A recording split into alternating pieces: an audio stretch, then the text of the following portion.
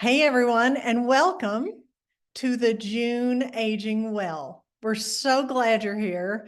I don't know if you're at all like me, but June has just snuck up on me like crazy. I can't believe we're in June.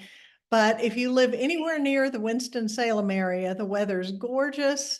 It's beautiful, a little breeze blowing. So it's just the perfect time to get outside and really enjoy yourself, enjoy the day. You know, before we go too far, I always have to thank our crew, the Aging Well team, and that would be Tom Roth with our CTSI, Courtney Hayes with our aging program, and Audrey Belfaro with our ADRC. But of course, we thank you most of all, because without you, again, I say it every month, we wouldn't have anything fun to do on the second Tuesday of every month. So thank you so much for joining us. We have got a great program for you tonight.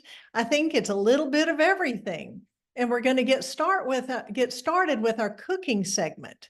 And I don't know about y'all, but you know, when you have a favorite restaurant, you love going to it, and then all of a sudden you hear they're going to move. And for me, I got very nervous because I thought, wait a minute, I love this restaurant. What's going to happen? But as it turns out, they moved its cheapo trattoria.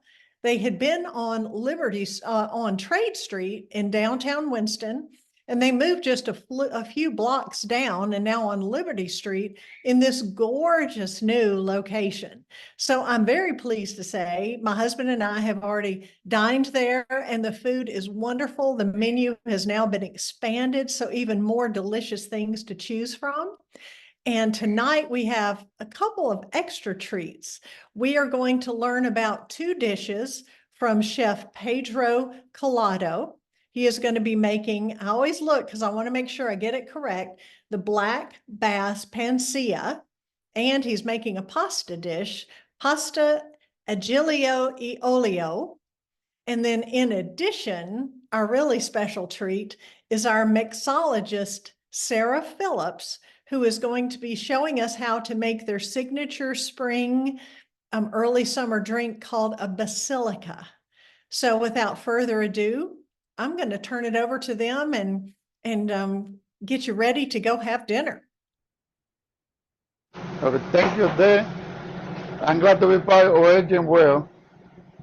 We're going to make a linguine aglio olio. We take like a 3.5 ounces for the order. We put a boiling pasta with salt. We put it over there for 3.5 minutes. We take a fork, move it around. Now we're going to make the aglio olio. We take some olive oil, like a 1.5 spoon. We put some chopped garlic already. I already got it chopped. That is very easy and very healthy. Put it over here. You can add the chicken, you can add the shrimp, you can add whatever you like. We're going to make it in. We leave it to get brown. When it gets brown, it's good.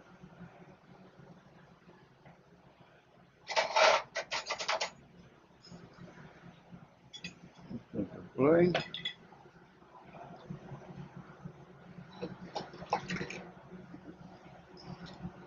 We let the pasta boiling.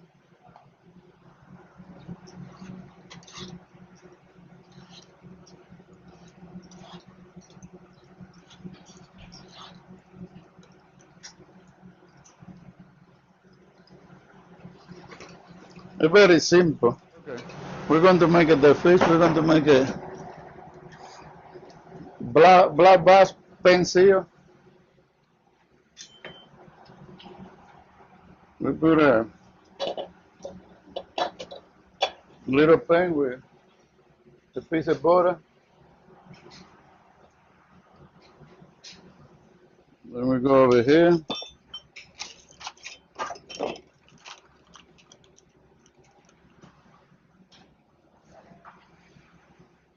We put a salt and pepper.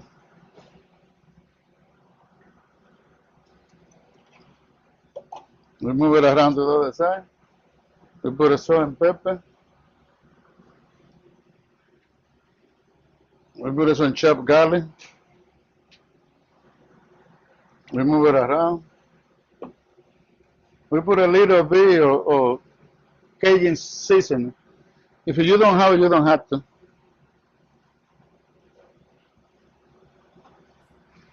We put it in the pan. We're sealing over there a little bit.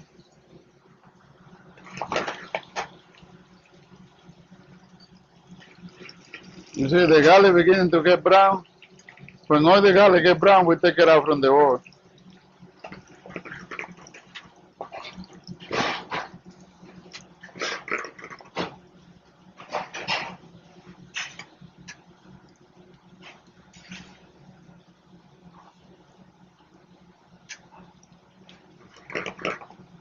Move it around. Okay, when the garlic brown, we take it out to the side.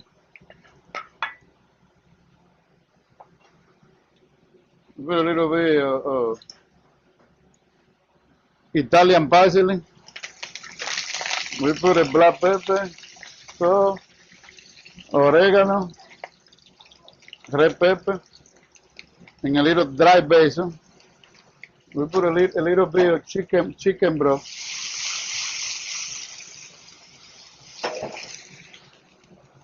That's it. That's a very, very simple plate. The pasta is almost done.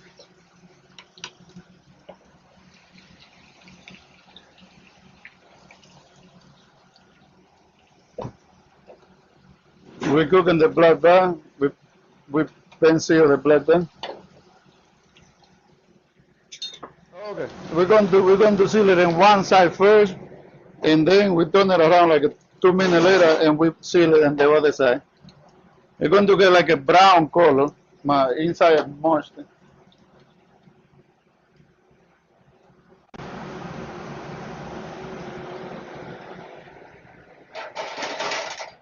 And we're going to serve the fish. We're going to serve it with a little bit of roasted potato that I make it before.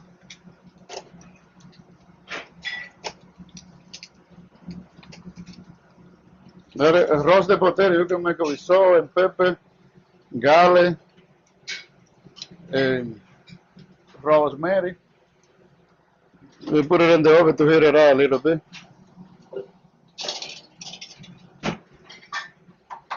Now we're turning around the fish. You see again like a beautiful gold color. Again like a beautiful gold color. We leave it for 2 more minutes. And then almost ready to eat.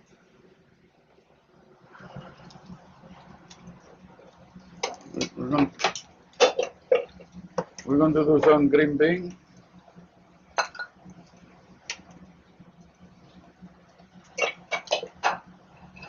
We're going to do some sauteed green beans for the fish.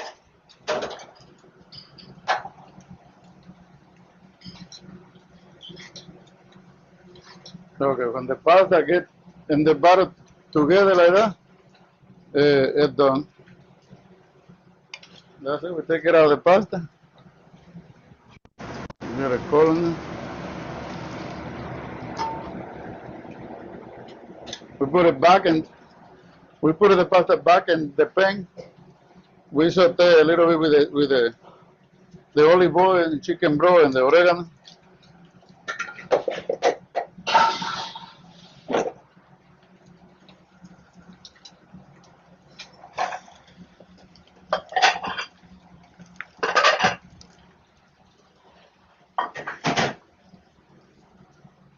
Put it on the plate.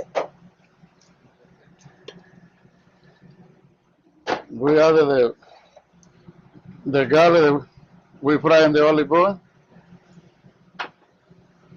and we added the rest of the juice. That's it. We add a little bit of Italian parsley. That's very simple, very easy to make. It's very healthy for you. Olive oil and garlic, that is good for your health. Very good. Now we're going to finish our wild fish. It's ready. Let me turn it around that way. You see it brown on both sides. The one ahead of you cook it with the bottom, and the bottom stay in the pan. The fish don't soak in the water. We put a little bit of the potato, they put it in the oven. A little bit of potato.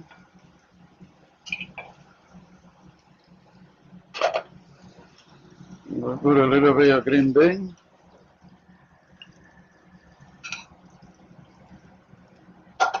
And then we added the fish.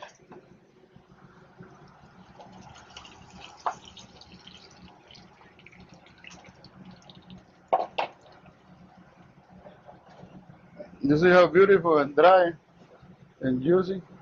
And we're going to add some lemon so that I make it before.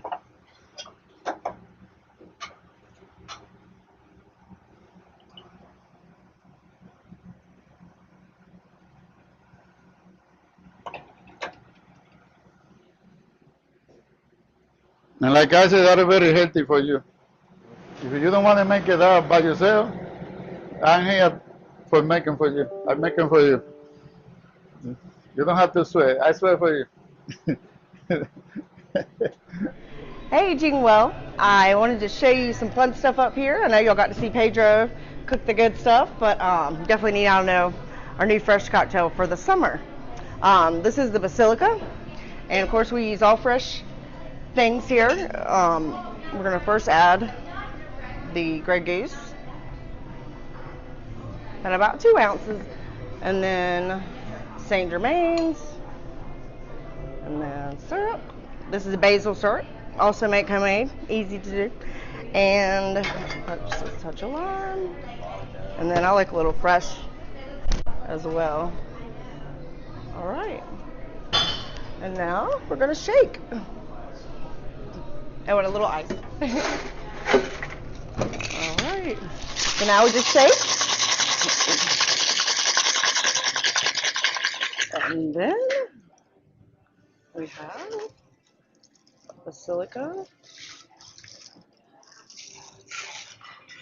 and then a little leaf fresh basil, and a little lime.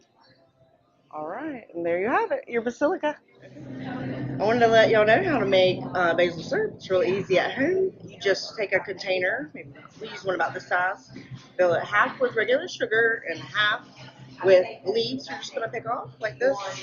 And it doesn't matter if you get stems, all of it in there. And then take some boiling water, pour that on top, and it'll pretty much fill, so you're going to have equal sugar water. And just stir, and then add a little more water until you fill the container back up. And after that, let it sit maybe overnight in your refrigerator, and then next day shake it and strain, use your colander or whatever, strain the basil out. Very easy. Have fun.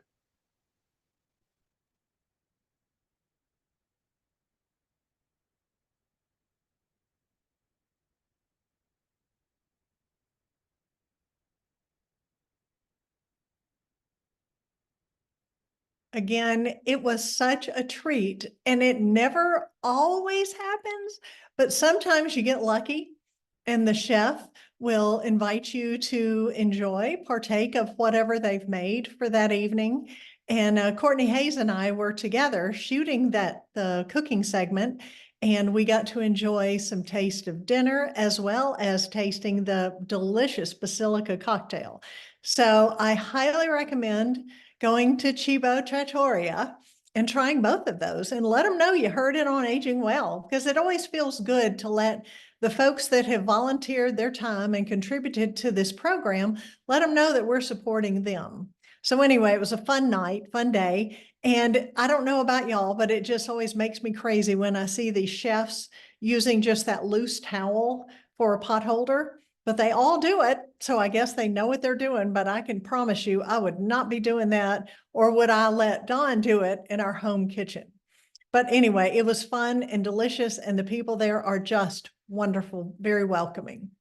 So anyway, on to our next adventure.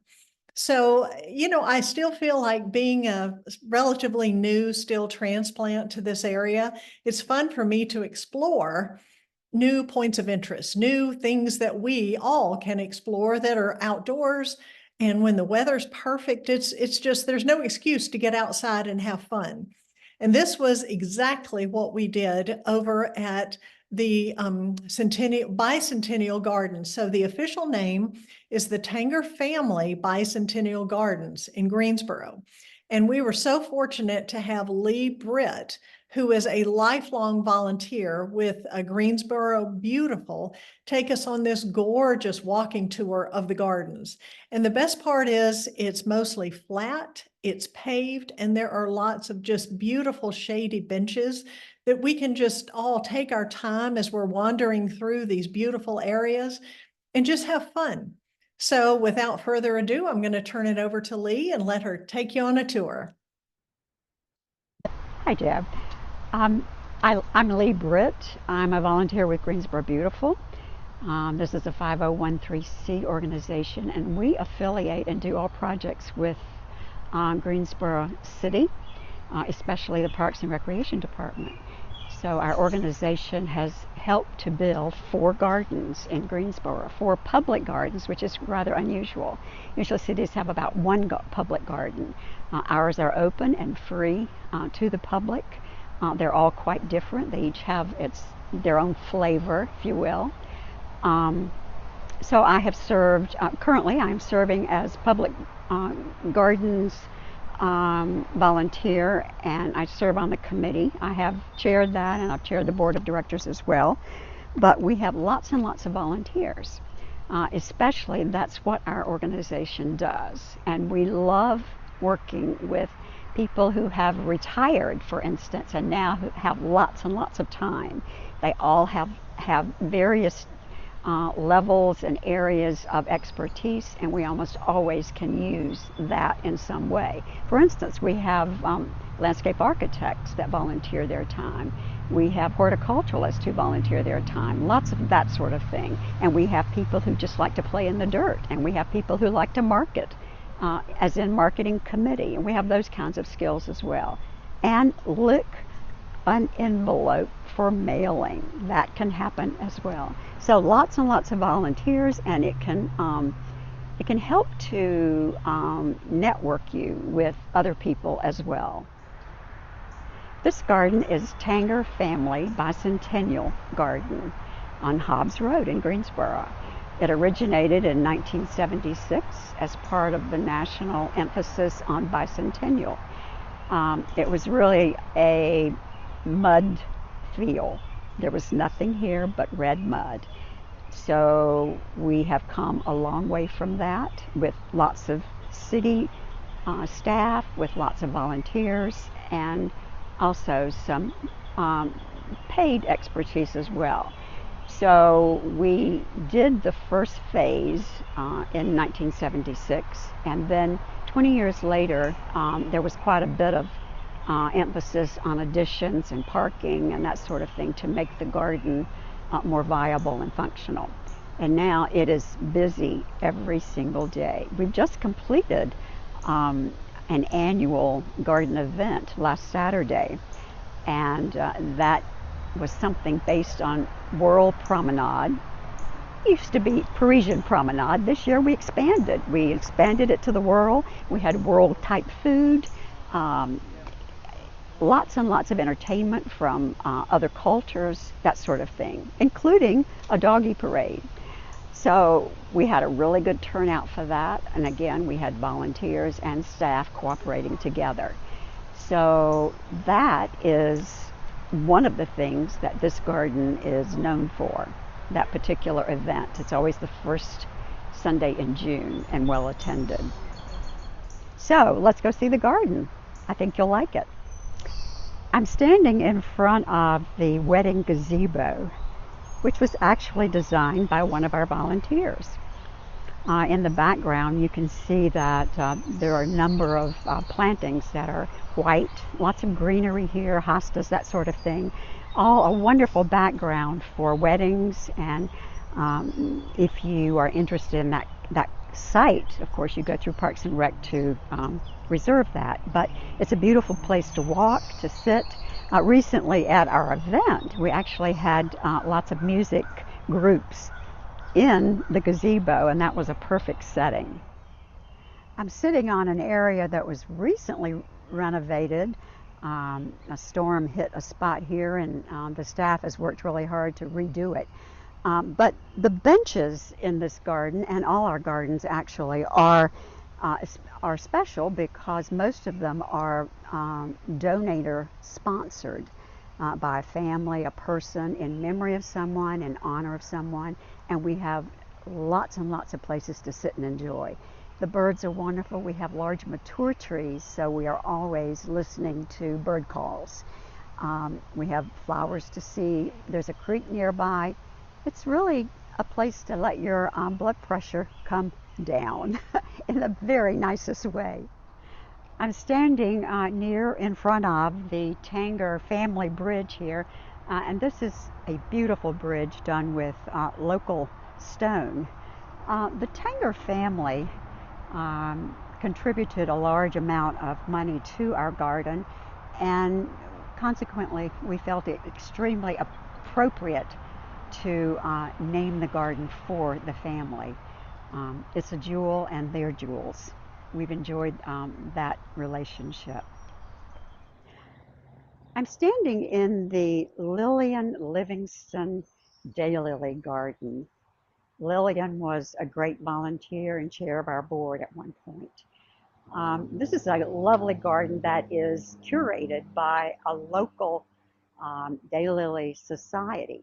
So we benefit from their expertise. We often get daylilies that are not on the market yet. So it really is a beautiful garden. They're just beginning to open. Come on over and you'll see more.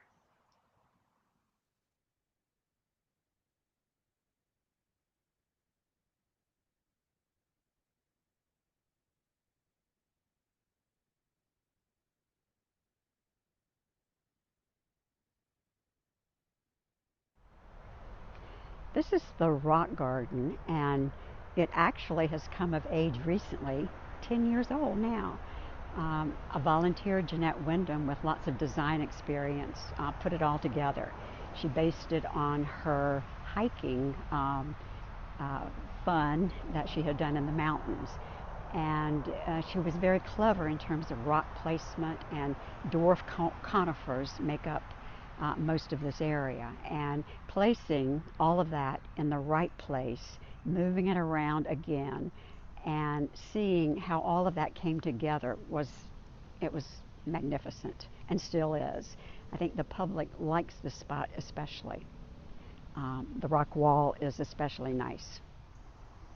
This area mimics a mountain walk of wildflowers, really, all natives. So those of you who are interested in native plants especially would love this area.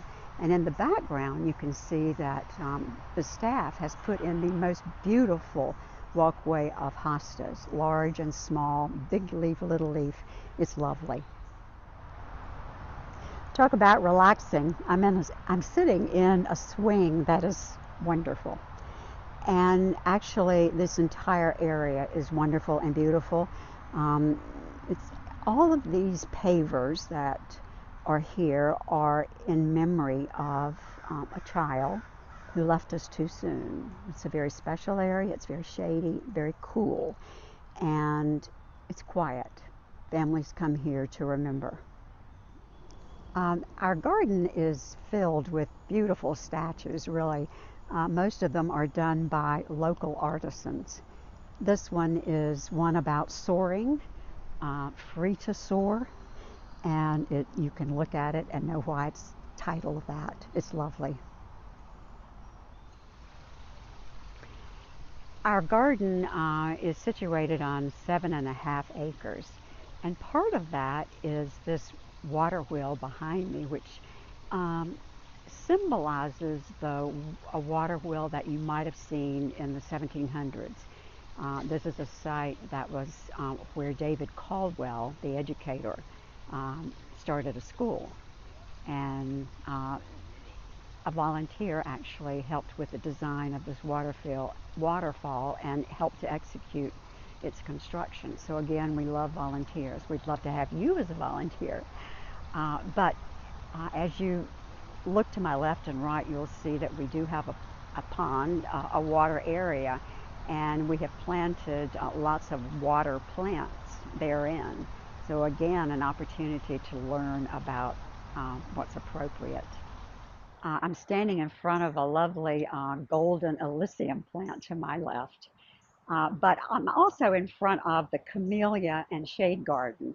We have a local group here that curates the camellias, and they're lovely. We have an area near the office parking lot that has some tables there. If you wanted to bring a picnic lunch, that's very doable.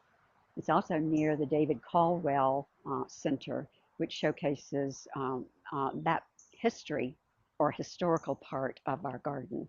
Lovely.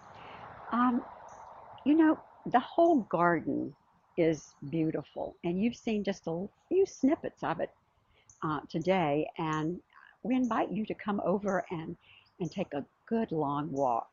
Bring your blood pressure down, enjoy what you've seen and more. We'd love to have you.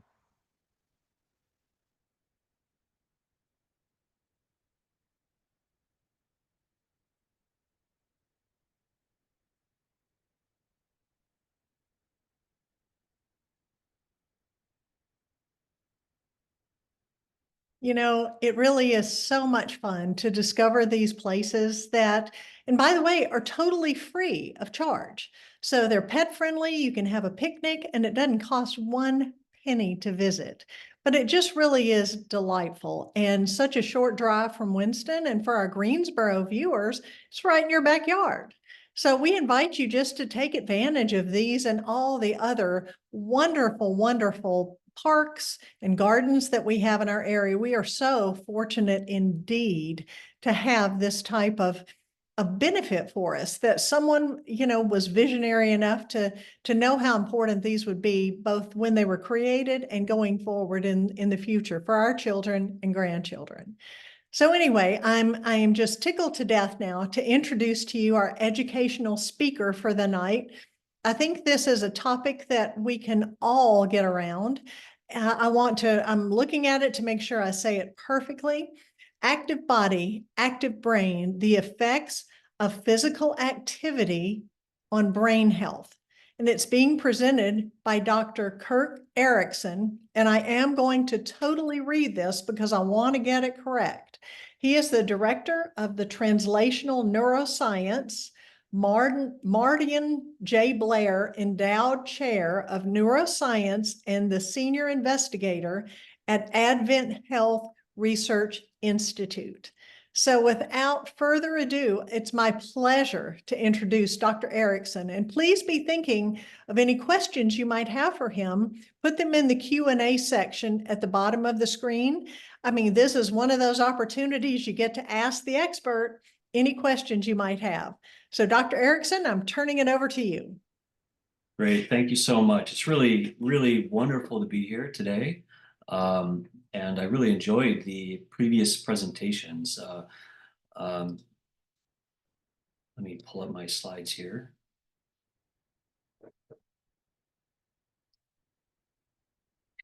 I'm really excited to be here today to be able to present to you. And I really designed this presentation around the importance of physical activity for brain health. And that's what I'm going to be presenting to you today on.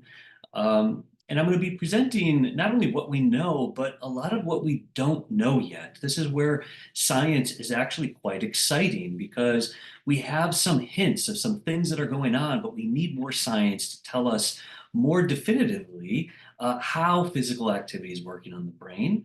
When would it work? When would it not work? And so there's a lot of questions that we have answered, but there's a lot more that we still have yet to answer.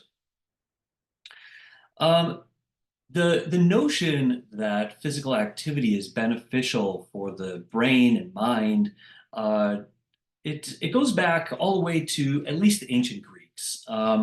Plato once wrote, "Beauty and health require not only education and knowledge, but also gymnastics."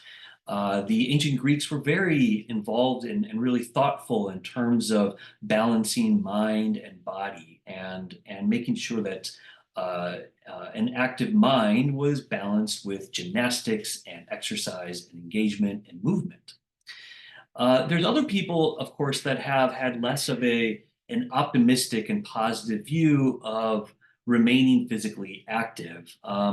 Mark Twain once wrote, "I take my only exercise acting as a pallbearer at the funerals of my friends who exercise regularly." And so Mark Twain, in his typical humorous fashion, highlights some of the ideas around the risks associated with physical activity and possibly the adverse events and dangers associated with too much exertion of activity.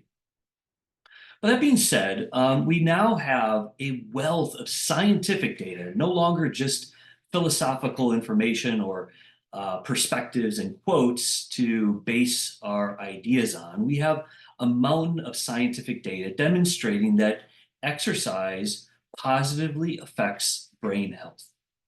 And so this is where we have so much information that this is no longer a question anymore. We know this. I am making a statement here. Exercise affects brain health. When we look at all of the wealth of data, the mountain of data that contributes to this statement, we can emphasize that much of it comes from different portions of the population, but most of it comes from research studying the impact of physical activity in older adulthood. Generally, people over the age of 60, roughly 60 and up, that's where most of the data, most of the results comes from. Doesn't mean that exercise and physical activity doesn't affect brain health at other age ranges. It does, but it just means that we have most of our data coming from late adulthood. When we look at these data that arise from all of this research, we can see that physical activity actually reduces the risk of developing a number of neurological conditions, including Alzheimer's disease. What I mean by that is that those people that are more physically active earlier on in their lifespan, even just several years before the onset of Alzheimer's disease, those people that are remaining more physically active have a reduced risk of developing Alzheimer's disease and other dementias later in life. When we look at randomized clinical trials, so randomized clinical trials in which we bring people into the laboratory, we get them active. So we randomly assign them, similar to a pharmaceutical type of study, we randomly assign them to receive some type of physical activity or structured exercise for some short period of time, usually 6 months or maybe 12 months. We can see that there's benefits to cognitive performance. People's memories improve after engaging in exercise like this. We also know that exercise positively influences sleep behaviors. And so this is another important aspect of brain function. It's not just memory function, there's also sleep and other types of functions that it controls. And we know now that exercise behaviors, physical activity, has many benefits to sleep. We also know that engaging in physical activity improves mood. So it reduces anxiety, it reduces depressive symptoms, and generally has a beneficial impact on mood overall. We can also point to the many hundreds, if not thousands of papers now demonstrating that exercise benefits brain function at the molecular and cellular level. And this is being conducted, this is work conducted in non-human animal research. So in mice and in rats, we can better understand some of the molecular and cellular processes that happen as a result of engaging in exercise. So when we put all of this together, all of these different groups of data that I'm showing you here, we can be quite confident that physical activity is beneficial for brain function. But this doesn't mean that we know everything that there is to know about exercise or physical activity in the brain. We can say with confidence that engaging in exercise, engaging in physical activity positively affects brain health, what I'm showing you here. However, we can also ask how much is needed? How much is actually needed? How much am I getting enough physical activity right now in my lifespan or in my weekly engagement in physical activity? Am I engaging in enough activity to positively influence the brain or to mitigate the risk of developing some cognitive condition like a dementia or an Alzheimer's disease? So if we are going to be treating exercise as medicine, and if you go into your doctor and your doctor says, get more exercise, probably the next question you should be asking is, how much should I be getting? And unfortunately, we have a very poor understanding of that. So we're still trying to better understand how much is needed. I'm going to talk a little bit more about this in the next few minutes. But you might also ask another important question. How does this work? How does influencing my body, moving my body, being physically active, how could that positively influence the brain? Usually when we think of brain exercises, we think of Sudoku or crossword puzzles or going to a museum or reading a newspaper. Many of those activities are actually sedentary activities, maybe except for going to a museum.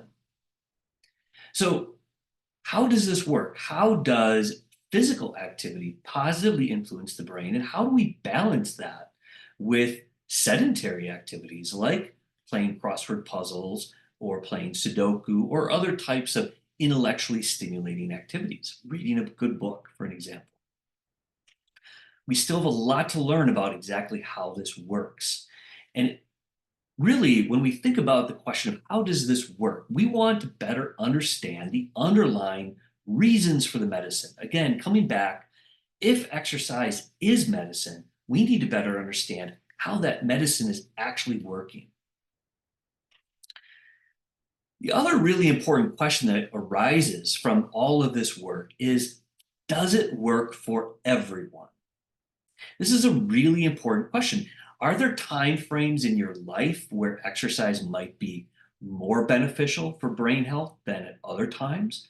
Is there a point maybe in which maybe if your brain has a disease, it no longer is going to benefit as much as it would if it didn't have that disease?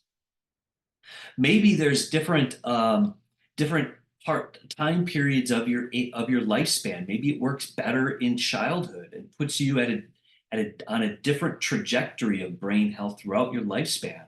And maybe it has a smaller impact as we get older. So all of these are really important questions, really important questions. And again, coming back to this idea that if exercise is medicine, we need to better understand not only what to prescribe, but who to prescribe it to. So these are really critical questions thinking about exercise and brain health. We've come a long way, and a lot of the work that's been done in our research group, we've published numerous studies and review articles summarizing all of this scientific literature. And this is an example of one that was published in 2020, where we targeted a particular brain region, a particular region called the hippocampus. Now, the hippocampus, for those of you who are not familiar with brain anatomy, if you put your fingers in your ears like this, you're essentially pointing at the hippocampus. It sits behind the ears in the center of the brain, and it's critically involved in memory formation. Critically involved in memory formation. So this brain region, if it starts to deteriorate, it ends up leading to memory deficits. Critically, as we get older, our hippocampus starts to shrink, and that's what's we think is partly contributing to some of the memory changes that happen as we get older. Similarly, in people with Alzheimer's disease is characterized by severe memory deficits. Unfortunately, people with Alzheimer's disease have very deteriorated hippocampal volumes. The hippocampus is shrunk to a very small size. So what we have found and what others have found is that exercise interventions, getting people engaged and involved in exercise, is a good way of preserving hippocampal volume. So it seems as if the exercise works on the brain by altering the size and shape of different brain regions.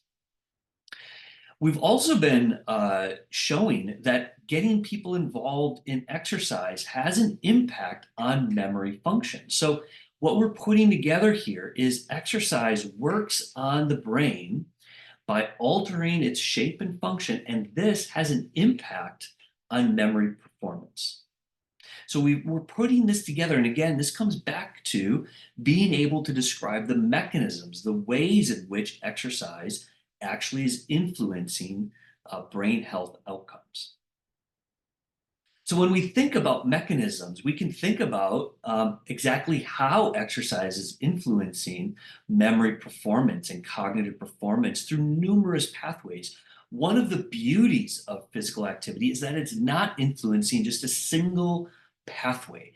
All of these things that are shown here on this slide in terms of changing cellular and molecular pathways to changing the structure and function of the brain, as well as changing the behavior and the socio-emotional changes that happen when people start to engage in physical activity.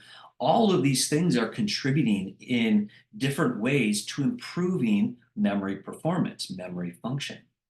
That's one of the beauties, but it's also one of the challenges because we can't ever highlight or pinpoint just one particular pathway that's the sole cause of memory improvements resulting from engaging in physical activity. So a lot of scientists get frustrated because we can't point to that one pathway, but yet that's also the beauty. That's the reason why it has such broad effects across so many different populations. So in one study published in 2011, what you're seeing here is the hippocampus. So what we did was we randomly assigned people to receive levels of exercise for about 12 months. So what you see is baseline, 6 months and 12 months. And on the left-hand side, you see the hippocampus located in yellow. Again, that's the brain region critically involved in memory formation, sitting right behind the eyes, or I'm sorry, the ears. So right behind the ears, in the medial temporal lobe, sits the hippocampus. And what we see is that those people engaging in exercise, those are the people in the blue lines, show an increase in the size of this region, an increase of about 2% over 12 months. Now, you might at first think 2% is a really small number. Does that really mean anything? Well, the fact is that as we get older, the hippocampus deteriorates at roughly about 1.5% per year. This is what's shown in the red line. So under normal aging conditions, we're showing about 1.5% decline in the size of the hippocampus. But exercise was able to reverse this trend. 12 months of physical activity, of just walking, that's all that we were doing, was we were getting people walking, was able to reverse about 1 to 2 years of aging on the hippocampus. So this is really remarkable and demonstrates that exercise really can be medicine. I also want to really highlight here that we weren't getting people into the gym. We were getting people walking. That's what we were doing in this study. So walking is a very powerful way of positively influencing the brain, especially in late adulthood. So we also have been studying various molecules, both for better understanding the mechanisms by which exercise is influencing the brain, but also potentially informing different other types of treatments that could also benefit the brain. And so here what we examined was a tiny molecule in the brain called BDNF. And BDNF is an important molecule involved in learning and memory formation.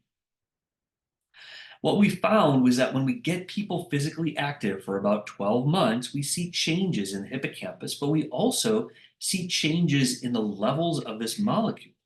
And what's interesting is that the levels of this molecule are related to the size of the changes in the hippocampus. So this is really quite remarkable and really brings it back to some of the animal studies, some of the studies happening in mice and rats that have demonstrated that exercise also increases not only the hippocampus, size of the hippocampus, but also BDNF. So what we're doing here is we're basically showing that not only is this effect be detected in animals, but it can also be detected in humans. So we're piecing together all of this information now and really trying to better understand how this is actually working on the brain. So all of this science, all of this research that's been going on now for several decades led to the release of the 2018 Physical Activity Guidelines, in which there was a section dedicated to physical activity and the impact of physical activity on brain health. So I'm very proud to be able to say that I was a member of the 2018 Physical Activity Guidelines Committee that was organized by the US government to be able to put these guidelines together. And these guidelines then led to the World Health Organization guidelines. And so for the first time, starting in 2018, we actually had guidelines developed for utilizing physical activity for the sake of improving brain health.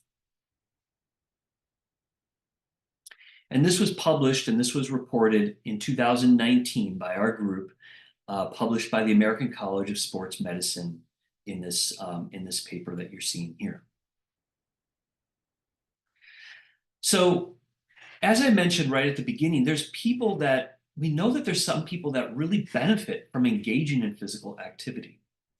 But yet there's some people that don't benefit as much. And we probably all have experienced some of this at some point in our lives where we see people that maybe are surrounding us that seem to benefit quite rapidly from engaging in some physical activity, and other people, including maybe ourselves, where we don't seem to benefit as much. And so why is that? Why is it that some people benefit very rapidly and some people just don't?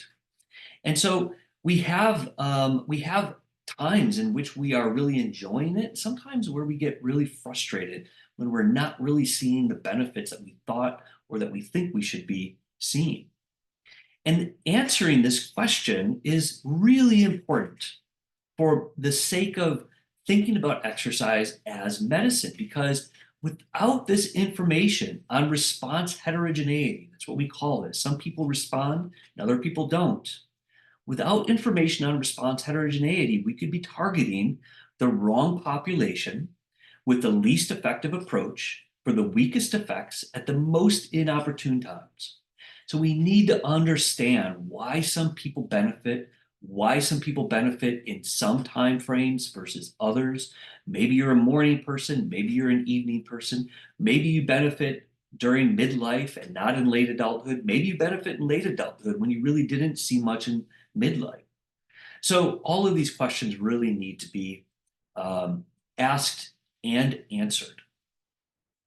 Let me frame it in a slightly different way that might help explain some of the reasons for some of the response heterogeneity across people. So sometimes some people will go out for a brisk walk or a run or be physically active in general, and will get some benefit from being engaged in that physical activity. However, if every time you go for a walk and you stop for a burger, fries, and a beer, then maybe that diet might be mitigating some of the benefits of being physically active.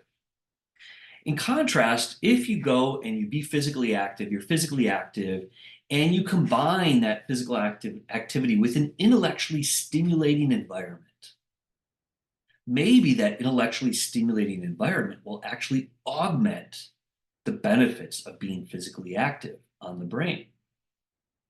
And so this is the reason why we can't just try to understand physical activity in a vacuum, separate from everything else. We need to better understand how all of these other lifestyle factors are contributing to overall brain health. And it's very likely that these things are contributing and explaining some of the variability that we see for why some people benefit and other people don't benefit as much. So another element of this is asking, how much should we get? And this comes back to the first question that I asked. If we're going to be prescribing exercise or physical activity more generally, in terms of medicine, then we need to better understand how much we should get. Again, if you go into your physician and your physician says you should get more physical activity, you should be able to ask him or her, how much should I be getting? This is an important question to be answering. It's also a very difficult question to be answering. We might be thinking about how much should we get in terms of frequency. Should I be going out being physically active once a week, 3 times a week, every day? How much should I be getting? Could I, if I go on vacation this week and I come back next week, could I double up on my activity next week to compensate for less activity during my vacation? So frequency is a very important question here. What about the overall minutes per week? Maybe I am the weekend warrior and I get all of my physical activity during the weekends, and then during the week I am a couch potato and I just sit around watching TV. But as long as I'm accumulating the number of minutes per week, is that sufficient? As long as it's happening? So maybe I'm getting that during the weekend and that's going to be sufficient. We don't really have a good answer for a lot of these questions right now. You might be asking about the intensity. Well, maybe I don't need really vigorous exercise in order to reap the benefits. Maybe if I'm just out for a brisk walk, or maybe I don't even need a brisk walk. What about just light activity? What if I just like to garden and that's my level of activity during the week? Is that sufficient? These are important questions. And finally, what about the type? We've been talking about walking, but I have people asking me all the time. They say, Dr. Erickson, or they ask me, Dr. Erickson, I much prefer going to the pool and exercising in the pool and swimming. Is that going to show the same effect? So this is a really important question about the type of activity. Or what about people that prefer strength exercises versus more aerobic-based exercises? So all of these questions are really important. And I have to tell you, unfortunately, we still have a very poor understanding of all of these things. We know that physical activity is good for your brain, but how much should we be getting remains a very important unanswered question. But importantly, absence of evidence is not evidence of absence. So we have a lot of important unanswered questions, but it doesn't mean that there's no answer, or it doesn't mean that there's an absent effect. So we need more science. We need to improve and do more of our science to better understand and to answer some of these really important questions. And we are currently involved in numerous projects, our group as well as other research groups that are doing a number of studies around the country and around the world. Actually, we're trying to harmonize our results around the world so we can make global statements about the importance of physical activity on brain health. And it's not just in people who are aging or in people with dementia already. We're trying to better understand how exercise is important for brain health across numerous populations and numerous age groups. So in one particular study called IGNITE, Investigating Gains in Neurocognition in an Intervention Trial of Exercise. This is a project funded by NIH. It's just finished recently. I don't have any data or results that I'm going to show to you here, but it is designed to be the largest and most comprehensive phase 3 dose response clinical trial designed to definitively examine physical activity on cognitive outcomes. So it was a very expensive, very big study, but we're hoping to be able to provide very definitive and strong statements to physicians and to healthcare and policymakers. There's 6 collaborating institutions on this project, and AdventHealth in Florida is now one of them. And we are currently analyzing the data. So we still have another year or two before we can make our strong statements about the results from that study. But what we can say about all of the science that's happened and been summarized so far is that exercise indeed has widespread effects on the brain, widespread benefits.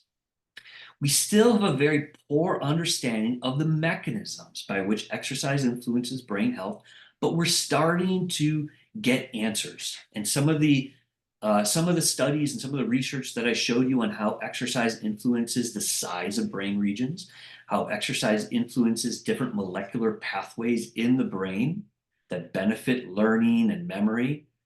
We're starting to get at some of the mechanisms, but we're still needing a lot more information. Understanding response heterogeneity is really important and is really an important gap. We know some people benefit faster and more than other people, but we don't yet have a good understanding of why. And this is really important for prescribing exercise. We want to know who to prescribe it for. And so we need to have a better understanding of this. But in general, exercise may have long-term health consequences for many different diseases and conditions that affect the brain. I don't just mean Alzheimer's disease. I also mean breast cancer and many other cancers affect brain function. Exercise might impact brain health in these conditions. Type 2 diabetes as well. Exercise is usually prescribed in type 2 diabetes, and it might not just influence metabolic health, it might also influence brain health. So there's a lot of work that's going on in this space. There's a lot of excitement, a lot of energy. The science is there. We can say with confidence that exercise affects the brain. You should engage in it, be physically active in order to benefit the brain, but we also still have a lot left to learn, and that's where the science also is very exciting. So with that, I just want to thank you for your attention, thank all of my collaborators, my team of people, my funding agencies that helped support all of this research that I described to you today. So thank you very much. Well, and I thank you, Dr. Erickson. I want to extend an invitation right now. I want to date with you a year from now when you have some of your more final conclusions from this research. I would love to have you back and hear some of your final data. I would love to come back because it's an exciting time.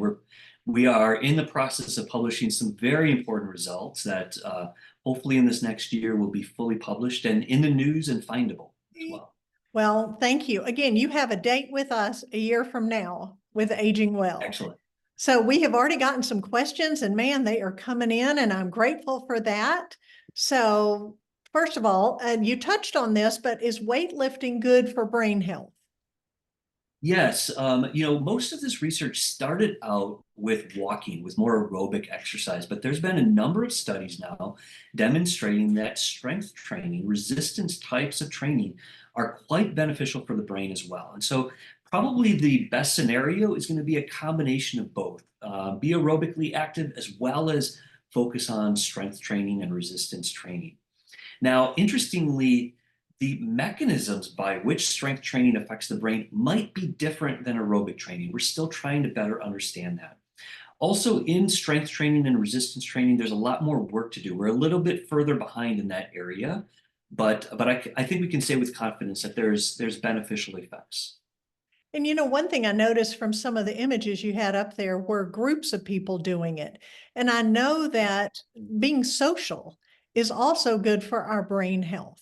And it's a Yes. good motivator to keep us going with any of these new activities we're starting. Okay, another question. How much walking a day and how many days did the patients do in your study?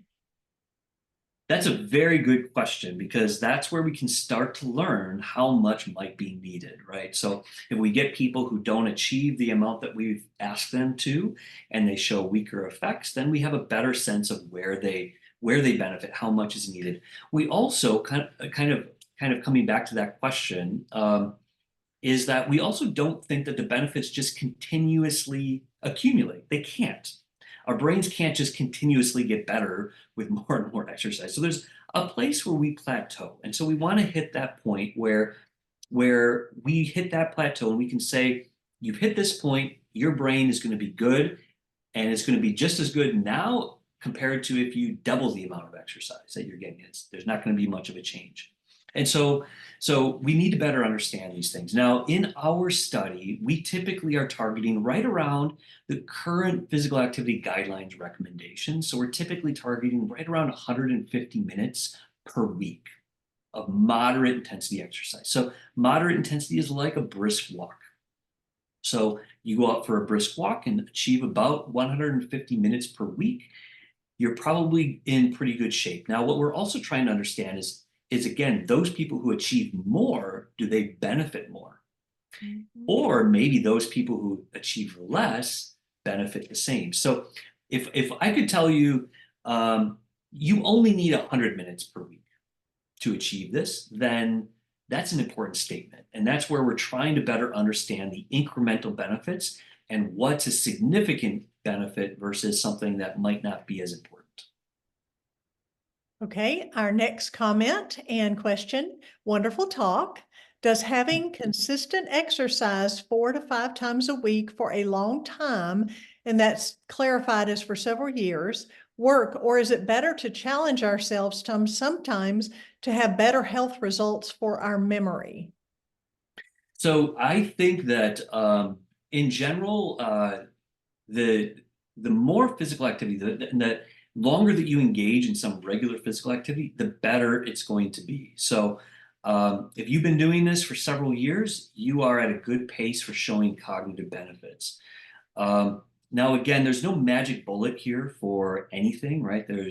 You can exercise all your life and be a master athlete, but still die of a heart attack, for example, right? So, I mean, nothing is ever a magic bullet for neurological conditions or metabolic or cardiovascular conditions and cardiovascular health. But we want to increase your likelihood of having better brain health, then several years of engaging in regular exercise is going to be very beneficial. So the other thing that you might be getting at with your question is whether it's better to start spending more time on intellectually stimulating activities. And that's also a bit more of a controversial question, I would say. Exactly how much activity should we be, how should we be balancing all of these activities and things that we're expected or told to do to benefit the brain? Right now, I would have to say, I would argue that the strongest evidence actually comes from physical activity. So if you need to weigh anything, any behavior, I would probably put physical activity up towards the top. And I've heard people say, well, my uncle, my grandparent, was very physically active and still developed maybe dementia. Yeah. And I guess what I've heard as a comeback to that is, but how much earlier might they have developed it had they not been physically active? So inadvertently, they could have been delaying the onset by just living a very active lifestyle. Exactly. And we know a few things. We know it reduces the risk at a population level, right? At an individual level, it's very difficult to utilize this information and simply predict whether you as an individual will develop dementia, right? So at a population level, we know that those people that engage in greater amounts of physical activity show a reduced risk of developing dementia. We can say that with a lot of certainty. But like you said, there's a lot of other variables. There's a family history, and there's genetic factors that play a role. There's dietary factors. There's other disease factors, right? So all of these things also go hand in hand. Those people that remain physically active, usually they have better metabolic control and management. And we know metabolic conditions also increase risk for Alzheimer's disease, such as type 2 diabetes. So, Right. so these things, there's a lot of things that go hand in hand. And generally, what I often say is that what's good for your heart is generally good for your brain. Mhm. So all of the recommendations to manage your heart, manage cardiovascular health and metabolic health, those are the same factors, the same things that are going to be beneficial for the brain. And I love that. That's such a good pearl for everyone to just hang on to. Okay, you did touch on this, but I'm going to ask it. What about aerobic or resistance exercise? Which is more important? Which is more important? I would say that the jury is still out there. If anything, I would say that probably the strongest evidence points to doing a combination of both some aerobic and some resistance is probably a bit better than just doing one or the other. And so it's good to have both. How do you feel about chair yoga via Zoom 3 or more times a week?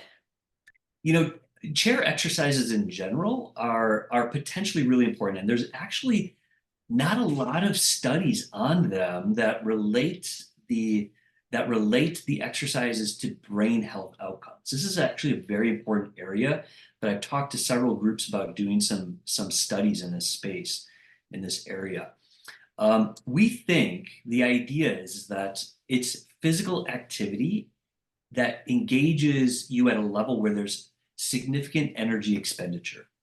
So to the extent that any chair exercises are beneficial for brain health, then and beneficial for energy expenditure, then they're likely beneficial for brain health. With chair yoga specifically, yoga by itself also has shown to be very beneficial for different elements of the brain, different features of brain health. So yoga is also very beneficial.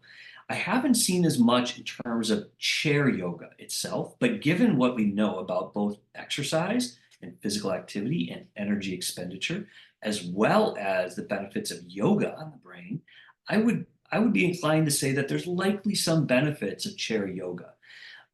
Again, the balance of these things, whether chair yoga should also be done with some resistance or strength or other types of more aerobic chair exercises, I think these are really important questions that, like I said just a minute ago, we don't really have a good answer for. Right. If you fall and hit the back of your head, does this impact the hippocampus? Could this cause an early onset of dementia?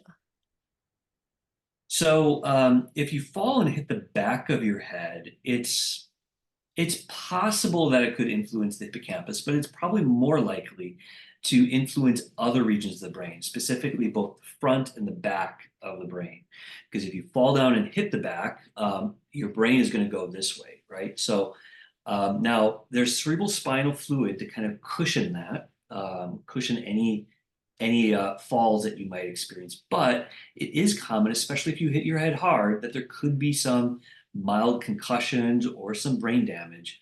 We do know that some of that damage, some of those falls and mild brain injuries can impact the development or the accumulation of pathology that leads to the Alzheimer's disease symptoms, the memory impairments. And so yes, that I think is could certainly happen. Now, the hippocampus specifically is kind of positioned right in the middle of the brain. And so it's probably going to be less likely damaged by falling and hitting the back of your head. But because all of the brain is connected and in this space, there still could be something that's happening. But in general, damage to your brain could influence your risk for developing Alzheimer's disease.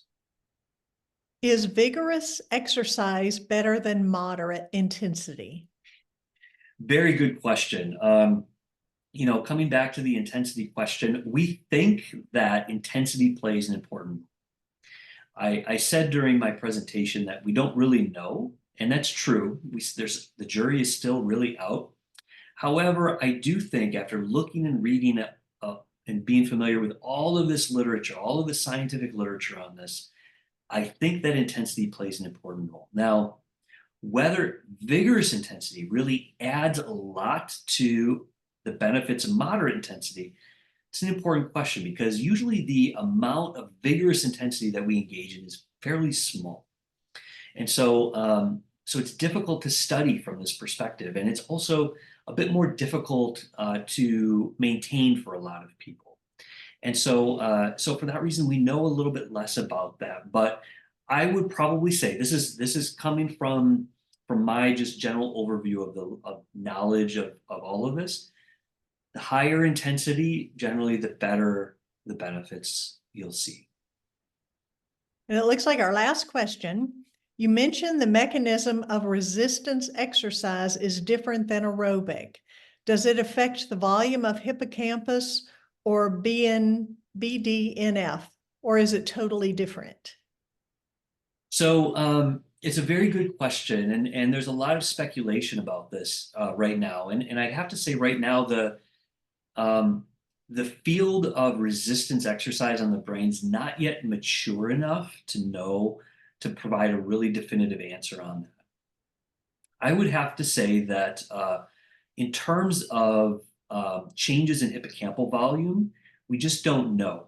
There's been a few studies with resistance exercise. Most of them have been aerobic. But we think that I would bet that resistance exercise still has some benefit to the hippocampus. It's kind of my reading of the literature, but we still need more studies to be definitive about that.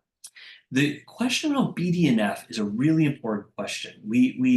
There's been some animal studies indicating that resistance training doesn't change BDNF levels in rodents, in mice and rats, whereas aerobic training, getting them on a running wheel, does benefit BDNF. But in humans, there's actually some resistance training work that suggests that BDNF is modified by engaging in resistance exercise. So this is where the field gets a little bit blurry and a little bit fuzzy. Some of the animal studies are telling us some things, and the human studies telling us something slightly different when it comes to resistance training. And again, I think that this has probably something to do with the maturity of this field right now. Well, I mean, this is just food for thought that we want to keep you coming here every year and updating us on what your research is telling you what you're learning so that we can all be living our best life. And thank you again, Dr. Erickson. It has been so enlightening, so informative, and just very interesting to learn so much about your work. And I think I'm going to take what I've learned from your talk and maybe head over to the Tanger family Centennial Garden and put some of it into practice. So anyway, we want to thank y'all so much for being here. Thank you for joining us, and we hope to see you again right here in July, second Tuesday of every month at 5:30. Thank you so much, and please live well so we can all age our best.